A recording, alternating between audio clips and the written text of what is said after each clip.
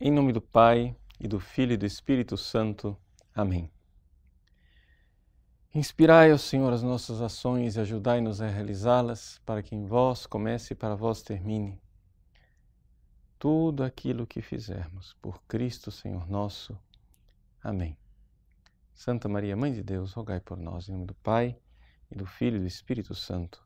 Amém. Muito bem, estamos aí juntos novamente. Gostaria de deixar esta gravação no lugar da nossa programação normal de segunda-feira, que seria o programa ao vivo. Como eu não vou estar em Cuiabá nessa segunda-feira, então quero deixar alguma coisa para vocês e uma espécie de reflexão. Mais do que uma aula ou um tema bem desenvolvido, é quase que uma reflexão pública. Pensar assim, por que é que eu sou católico? Né? Por que é que eu não aceitaria de jeito nenhum ser protestante? Bom, veja, na realidade, eu quero já deixar uma coisa bem clara desde o início. Os evangélicos protestantes, nesse mundo em que nós vivemos, são nossos aliados políticos. Isso quer dizer o seguinte, que diante de um mundo que quer destruir o cristianismo, não é? Nós nos unimos com os evangélicos protestantes, porque é evidente, ou a gente se une, ou nós vamos ser uma minoria desarticulada. E nas lutas em favor da vida, por exemplo, né? Nós estamos, inclusive, até junto com outras pessoas de outras religiões de boa vontade, como os espíritas, né? Os muçulmanos também, que são contra o aborto e companhia limitada. Bom, só para dizer que não se trata de uma declaração de guerra ou dizer, nossa, como os protestantes são horríveis, não sei o que, etc. Nada disso. É simplesmente uma tentativa de responder, até para mim mesmo, não é? Aquilo que São Pedro coloca na primeira carta. Ele diz assim, estejais prontos para dar a quem vos perguntar a razão da vossa esperança. Então, a pergunta é, por que é que eu estou na Igreja Católica, louvo a Deus por estar na Igreja Católica e vejo que é uma tremenda perda, não é? Uma pessoa sair da Igreja Católica. Essa reflexão me foi colocada assim a queima-roupa. Eu estava com uma família num almoço e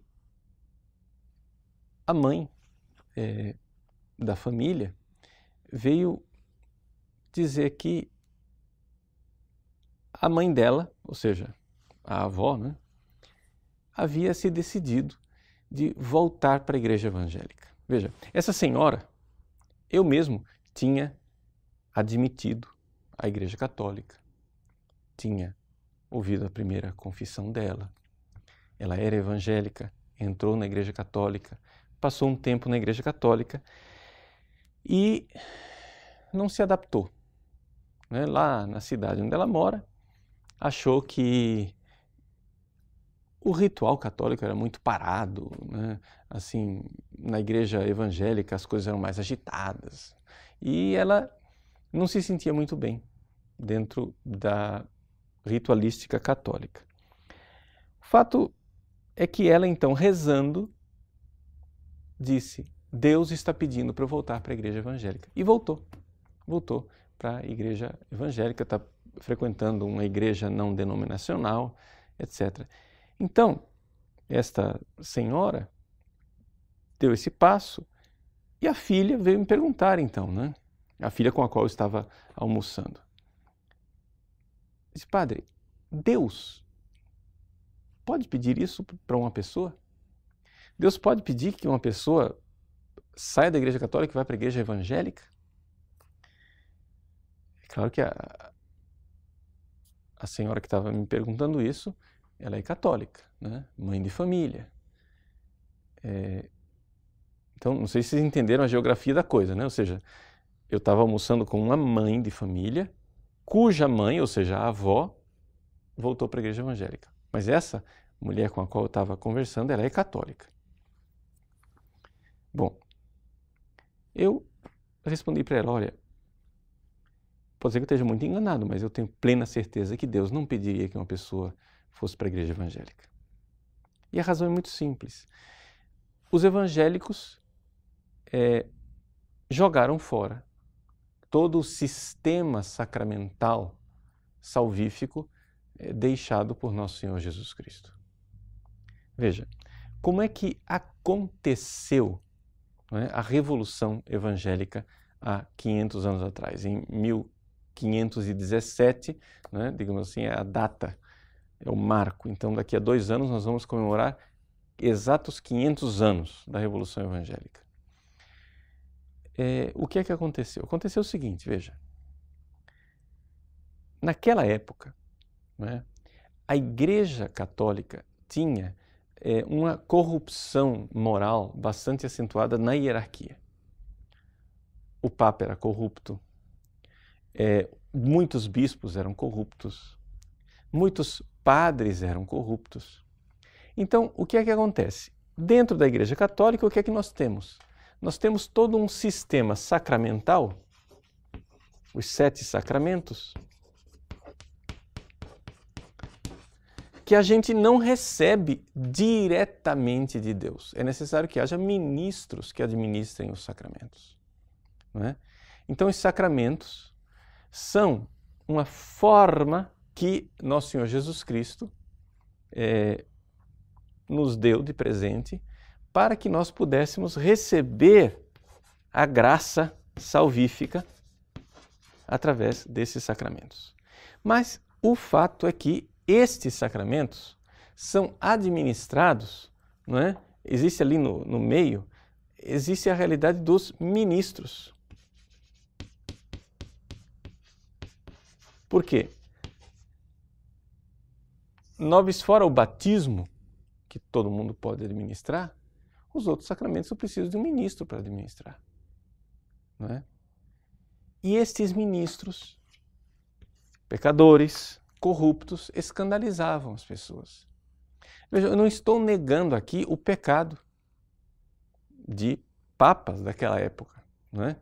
Nós temos, daquela época, o escandaloso Papa Alexandre VI, que teve vários filhos e filhas, inclusive com mulheres diferentes.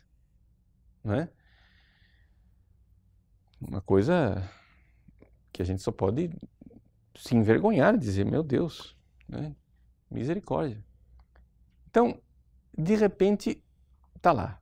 Nós temos essa série de ministros corruptos, corrompidos moralmente, que são o canal da graça imaculada de nosso Senhor Jesus Cristo. Ora, isso foi um escândalo para muitas pessoas. Muitas pessoas tropeçaram nesta pedra, né? Ou seja, esses papas, bispos e padres foram pedra de tropeço. E então, foi bolado um sistema teológico onde tudo isso daqui foi considerado como sendo obra humana. As obras não salvam. O que é que salva? Para eu receber a graça, não é necessário uma coisa só, a fé. Então eu tenho a fé e é da fé que eu recebo a graça. Inclusive o batismo, não é? Para muitos destes revolucionários protestantes, não realizava nada. Até mesmo o único sacramento que restou, não é? Que ainda era considerado por Lutero, etc. e tal, houve revolucionários protestantes que levaram ao extremo e disseram, não, nem o batismo transmite a graça. Nenhum sacramento transmite a graça. Só o que transmite a graça é a fé. E o batismo não faz nada, o batismo é simplesmente uma manifestação pública, não é, da sua fé. E é a fé quem salva e não o batismo. Por isso é impossível o batismo de crianças. Por quê? Porque a criança não tem fé, e se a criança não tem fé, aquele batismo não significa nada. Porque, na verdade, o que salva não é o batismo, o que salva é a fé. Então, vejam que o sistema sistema sacramental foi todo retirado e agora então eu tenho um canal direto com Deus e eu não preciso mais dos ministros. Tanto que o que é um pastor para os evangélicos protestantes? É simplesmente um funcionário do povo. O pastor ele não tem nenhum poder, ele não tem nenhuma graça sacramental a mais. Ele é simplesmente um leigo igual aos outros que presta um serviço porque é contratado pela comunidade para prestar um serviço. Não é? Ora, assim sendo, você se isenta, né? Você sai dessa coisa incômoda de ter que receber a graça através de instrumentos inadequados e você então liga diretamente com Deus o seu relacionamento. Veja, de fato, digamos assim, resolve o problema teológico, mas não resolve um problema que é o fato de que durante 2000 anos, se você for olhar lá desde os Santos Padres, a Igreja tem um sistema sacramental. Ou seja, o que é esse que eu falo de sistema sacramental? É o seguinte, no Antigo Testamento não havia sacramentos. Não é? Depois, quando Jesus voltar, né, na segunda vinda, não vai ter mais sacramentos. Nós vivemos agora entre a primeira vinda de Cristo, né? A primeira vinda e a segunda vinda, nós vivemos o tempo da igreja. E este tempo da igreja, ele tem sacramentos. E o que é que são esses sacramentos? Esses sacramentos são a forma que Jesus nos deu de a salvação que veio pela cruz ser aplicada em nossas vidas. Ou seja, do peito aberto de Cristo na cruz, brotou sangue e água. Esse sangue e água são símbolos dos sacramentos. A água é o batismo, que é o sacramento inicial, é a porta de todos os sacramentos, e o sangue, que é símbolo da Eucaristia, não é? Que é o maior de todos os sacramentos. Então, o primeiro e o maior de todos os sacramentos estão lá na cruz de Cristo. Então, nós podemos dizer que da cruz de Cristo brotam 7 rios, os 7 sacramentos, que são a forma de eu aplicar na minha vida a salvação que veio da cruz de Cristo. É isto que a Igreja sempre viveu durante 2000 anos. E isto daqui não tem como dizer que não está no Novo Testamento, na Bíblia, porque está de fato. Quando você lê o capítulo 6 do Evangelho de São João, né, que Jesus pede para nós comermos a sua carne e bebermos o seu sangue. E com isso nos promete ressurreição e vida eterna. Como é que você explica o capítulo 6 de São João? Como é que você explica que, não somente o capítulo 6 de São João, mas a Igreja, desde os seus primórdios, viveu constantemente a liturgia eucarística, crendo verdadeiramente que, ao celebrar, né, a Eucaristia, estava recebendo o corpo e o sangue de Cristo verdadeiramente. Pegue os santos padres, né? Leia os padres da Igreja, os autores dos primeiríssimos séculos. Numa época em que não havia nem ainda o cânon da Bíblia definido, a Igreja já vivia a liturgia da Eucaristia. Como é que a gente pode ler a Bíblia e não se dar conta de que no capítulo 20 de São João diz, Jesus diz aos apóstolos: a quem perdoardes os pecados serão perdoados, a quem não perdoardes não serão perdoados. Veja, os sinais claros de sacramentos, né, na Bíblia. Ide pelo mundo inteiro, batizai, diz as últimas palavras do Evangelho de Mateus. Ou a carta de São Tiago, que diz: alguém está doente entre vós, chamem um presbítero. Né? A unção e a oração irão livrar as pessoas daquele pecado, dos seus pecados. Como não ver na Bíblia, por exemplo, nas cartas pastorais de São Paulo, né, em que ele exorta Tito e Timóteo a permanecerem firmes na graça que eles receberam na imposição das mãos, que é a ordenação sacerdotal. Como não enxergar o sacramento em Efésios, quando São Paulo fala da relação entre o homem e a mulher e diz, é grande este sacramento. E eu falo de Cristo e da Igreja. Quer dizer, se você for olhar a Bíblia, tem lá, né, todos os fundamentos dos 7 sacramentos. Aí você vai e olha os primeiros séculos e você vê a Igreja vivendo os 7 sacramentos. Agora, depois, por causa de um incômodo histórico, que no século XVI a Igreja estava com a hierarquia tão corrompida que você chega e diz, ah, não vou receber os sacramentos das mãos desses caras, não. Não quero saber. Eu quero direto de Deus. Quer dizer, você está, na verdade, inventando uma nova igreja. Então, eu não posso concordar que uma pessoa deixe a Igreja Católica e abandone o sistema sacramental de 2000 anos simplesmente porque lá se celebra um culto que é mais legal. Eu não posso achar que isso é de Deus. Por quê? Porque esta pobre mulher que agora vai viver na igreja evangélica, embora tenha sido recebida na igreja católica, se confessada, etc., etc., como é que ela vai agora receber o perdão dos pecados dela? Né? Eu perguntei para a senhora lá, que estava almoçando comigo, eu disse, como é que nós podemos receber o perdão dos pecados sem a confissão? Né? Ou só tem um jeito para você receber o perdão dos pecados sem a confissão, é você ter um ato de contrição perfeita, mas o ato de contrição perfeita é uma coisa muito rara, é uma graça muito especial de Deus, e você não pode garantir que as pessoas vão receber isso. Aí ela chegou e disse assim, mas padre, eu nunca ouvi falar disso, eu nunca ouvi falar que eu preciso de um ato de contrição perfeita para perdoar os meus pecados.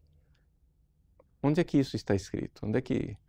Não, veja, é a própria natureza das coisas, a pergunta é invertida. A pergunta não é como é que eu vou ser perdoado por um ato de contrição perfeita. A pergunta é o seguinte, como é que nós, não tendo um ato de contrição perfeita, podemos ser perdoados? Porque o que é um ato de contrição imperfeito? O ato de contrição imperfeita é quando eu me arrependo dos meus pecados, mas não por puro amor a Deus. Eu me arrependo dos meus pecados por medo do inferno, eu me arrependo dos meus pecados porque eu quero ir para o céu, a recompensa do céu, eu me arrependo dos meus pecados por várias razões que não são um puro amor por Deus. A contrição perfeita é eu me arrepender dos meus pecados porque os meus pecados ofenderam a Deus e eu tenho tanto amor por Deus que eu finalmente digo, Senhor, mesmo que não houvesse céu, mesmo que não houvesse inferno, eu me arrependo de vos ter ofendido. Essa é a contrição perfeita e este ato sincero que sai do coração é uma coisa muito rara. Mas é somente este ato de contrição perfeita que é verdadeiro amor puro, santo, digamos assim, não maculado. É este ato de amor que nos leva ao perdão dos pecados, não é? Mas a maior parte de nós não tem isso. A maior parte de nós é como o filho pródigo. O filho pródigo, quando começa a comer comida de porco, ele chega e diz, na casa dos meus pais os escravos estão melhor. E ele se levanta, inicialmente, não tanto por amor ao pai, mas por amor à sua própria pele. Porque ele está sofrendo. Agora, Deus não despreza este amor imperfeito. E através do sacramento da confissão, Deus vem então ao nosso encontro. Na parábola do filho pródigo, o filho, por aquela contrição imperfeita, ele vem na direção de Deus, do Pai. Mas o Pai vai na direção do filho também. E esse ir do Pai na direção do filho né, pode simbolicamente ser entendido como o sacramento da confissão, onde Deus vem ao nosso encontro e Ele nos dá essa possibilidade de nós sermos perdoados, mesmo que a nossa contrição seja um pouco claudicante, um pouco manca, não é? Então, somente a graça do sacramento é que pode, digamos assim, superar as imperfeições da nossa contrição. Então a pergunta é a seguinte: como é que eu posso estar de acordo que esta pobre mulher saia daqui da Igreja Católica, vá para uma igreja evangélica, porque ela se sente melhor lá naquele culto, se sente mais acolhida, se sente mais em casa, enquanto na paróquia católica a acolhida é fria, ela é anônima, ninguém sabe quem ela é, a missa não tem tanta emoção, não é? Como é que eu posso estar de acordo quando depois esse bem-estar que ela sente no culto protestante não vai dar a ela os sacramentos, os meios seguros de receber a graça? Eu não estou dizendo que a graça de Deus não possa operar numa igreja evangélica. Claro que a graça de Deus pode operar, porque o Espírito sopra onde quer, não é? E as fronteiras da graça de Deus não estão restritas ao sistema sacramental. Nós sabemos disso, senão ninguém se converteria. Quando um pecador se converte, ele é pagão, nunca foi batizado, etc. e tal, ouve o Evangelho e se converte, a graça está lá. Senão ele não se converteria, mesmo antes dele ser batizado. Mas a pergunta fundamental é outra. Você quer dizer, não é que eu esteja negando que a graça esteja lá. A graça opera também nas igrejas evangélicas, mas não há a graça segura. O sistema sacramental nos dá a graça segura, o meio eficaz e certo de receber a graça. E, portanto, eu não posso ficar confortável com a ideia de que uma pessoa vá lá para aquela outra igreja onde ela não vai ter a graça sacramental. Na hora da morte, quem é que vai dar a ela absolvição? Na hora da morte, quem é que vai dar a ela indulgência plenária? Na hora da morte, quem é que vai dar a ela a unção dos enfermos? Na hora da morte, quem é que vai dar a ela o viático, a comunhão, que é o pão que nos leva para essa nossa viagem para o céu? Então, assim, por que é que eu sou católico? Não é? Por várias razões, inúmeras razões.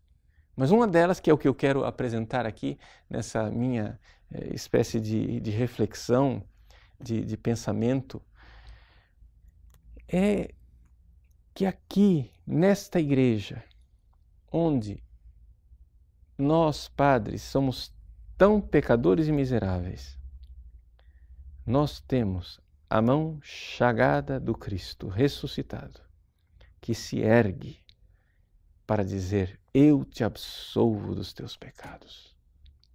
Nesta igreja, a Igreja Católica, eu tenho o Cristo que, mais uma vez, toma o pão e toma o vinho e diz: isto é o meu corpo, isto é o meu sangue. E são de verdade, é de verdade o corpo e sangue de Cristo ali presentes. Né? Nesta igreja de Cristo, bispos transmitem o poder que receberam dos apóstolos ao longo dos séculos, 2000 anos. Essa é a igreja de Cristo. Né? Esta é a igreja que celebra os sacramentos e que distribui em nossas vidas as graças que vêm da cruz de Cristo. Então, Cristo nos salvou na cruz? Sim. A fé, ela é suficiente para salvar uma pessoa sem o sistema sacramental? Veja, em teoria hipotética, sim, né? Porque a graça pode operar pela fé, mas na realidade histórica das coisas, o que a gente vê é que uma fé que realize numa pessoa um tal ato de contrição, de amor e de confiança, de amor perfeito por Deus, que queime, digamos assim, todos os pecados e abra a porta dos céus, é uma coisa muito rara. E é por isso que nós precisamos do sistema sacramental. Então, é um pouco essa a minha reflexão. Eu não queria que evangélicos que ouçam essa reflexão se sintam ofendidos, não é? Mas é um pensamento muito honesto, não é? Muito sincero e transparente de quem responde diante de Deus por que é que eu sou católico. Eu sou católico porque eu sei que aqueles homens pecadores, papas, bispos e padres, transmitem uma graça imaculada e incontaminada. Porque eu creio na ação do Cristo ressuscitado invisível na sua igreja de 2000 anos. Deus abençoe você. Em nome do Pai, do Filho e do Espírito Santo. Amém.